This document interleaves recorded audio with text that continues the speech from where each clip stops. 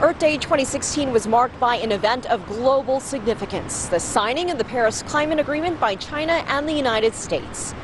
Both countries are responsible for about 40% of the world's greenhouse gas emissions, and the deal displays their commitment to reduce them in a major way. World leaders from 55 countries were invited to the signing ceremony at the UN in New York.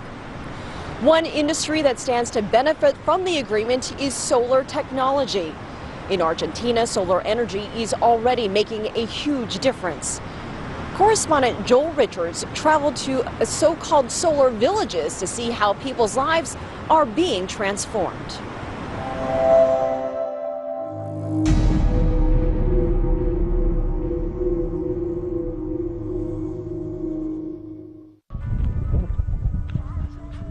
In the north of Argentina, the vast Altiplano.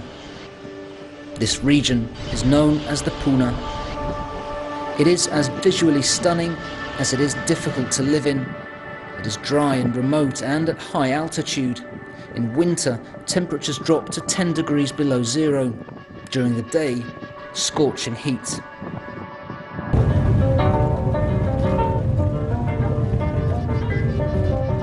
This region is hundreds of kilometers along dusty roads from urban centers. Cell phones have no signal here. These are small villages, out of sight, but they're known as the solar villages.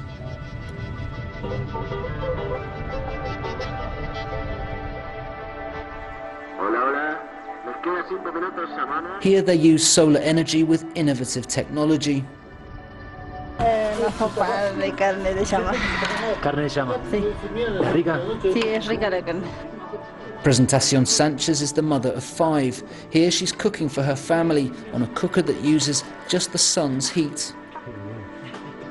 Es fácil, digamos, para orientar hacia el sol siempre. Será un poco más fácil que la leña, digamos, traes menos leña, tenés para cocinar. Cuando mientras sol, no hay problema. No, digamos, tengo que hacerle fuego, todo eso. These cookers can last for over 10 years, but cost what a family would spend on gas in just 3 years. Nosotros somos un grupo de técnicos independientes que empezamos a ver las necesidades de energía en una región que el gas es muy poco accesible y la leña no es renovable porque tienen tanto tiempo de plazo para el crecimiento que pasa a ser un recurso no renovable.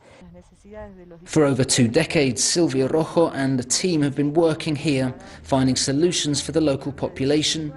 Together, they formed a non-government organisation, Eco Andina, that oversees projects in the region.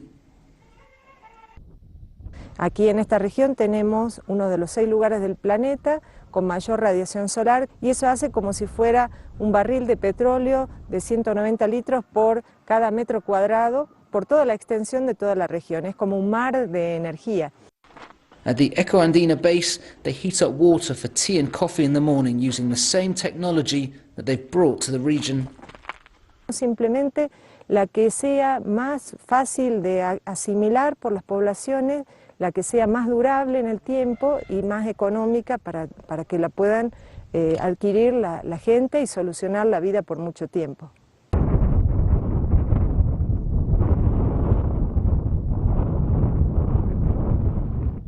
Here we're at over 4,000 meters altitude. The sun is strong, the air is very thin. Now with a population of just over 100, in the valley below is San Juan y Oros, which is one of the first solar villages in this region.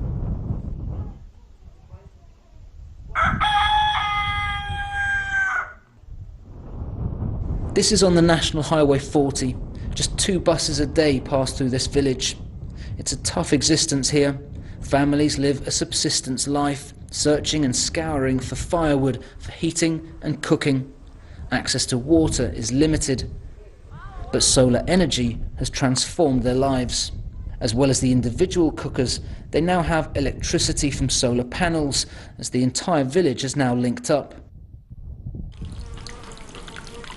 Eco Andina has also helped provide basic resources in order to build a greenhouse for the local village and school.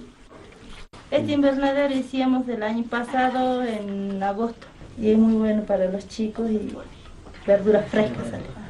Y después las plantitas están dando bien, se da lechuga, tomate, tenemos perejil, cebolla, frutillas y las acelgas.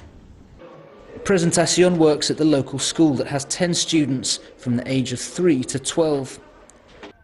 The water comes from a cistern that was built with the help of the company Allianz, which also helped to install these hot water showers for the community. Nosotros en general tratamos de que los proyectos que apadrinamos sean sustentables, que puedan ser sostenidos en el tiempo también y que a la gente beneficiaria le quede el aprendizaje, la enseñanza, como para después que Allianz se corre del proyecto pueda seguir funcionando. Podíamos llegar a un buen acuerdo de cooperación entre Ecoandina y Allianz, apadrinando un pueblo solar y de alguna manera utilizando todo el know-how que tenemos en Allianz para difundir la iniciativa que tomó Ecoandina hace 20 años atrás, cuando empezó a desarrollar este tipo de proyectos. The individual cookers for each family are just one project. Another is the community oven. Lo que hace la parábola es calentar detrás por ese orificio, ingresa, calienta las piedras y calienta el horno en sí, ¿no? Pero las piedras hacen como un mantenimiento del calor. Entonces, si llega a nublarse por algún motivo, el calor ese mantiene hasta que vuelve a salir el sol. Y bueno, se pueden poner 3 bandejas acá, con cualquier tipo de horneado, Sí, o sea, pizza, horno, carne, lo que quieran, ¿no? Y esto lo usa todo el pueblo. Lo puede usar todo el pueblo porque es comunitario. Como todos los nuestros, sin pretensiones. No es la pretensión que sea el más lindo, el más perfecto, sino que sea funcional, económico y duradero. Bueno, y que lo pueda usar cualquiera.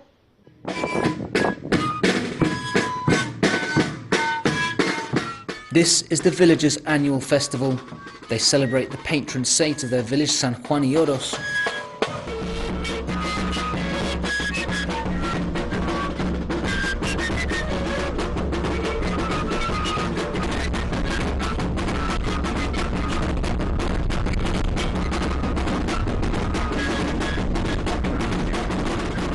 Those from nearby villages also travelled for the event. So too did local politicians for the unveiling of a new building with the help of Allianz and Ecoandina. The idea was to help this village offer services for those passing through and charge a modest sum, bringing in some money to this community. And despite the altitude, there was even a football match. Nosotros no nos afecta la altura, pero nosotros estamos aclimatizados en esta altura lo que somos nosotros de acá.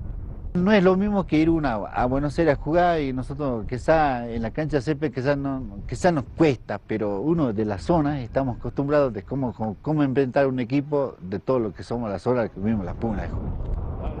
Marino Sanchez is the delegate for the village. He's married to Presentación. El cambio viene de así de 4 años. Esto de tener todo este equipamiento, digamos, quizá nos costó.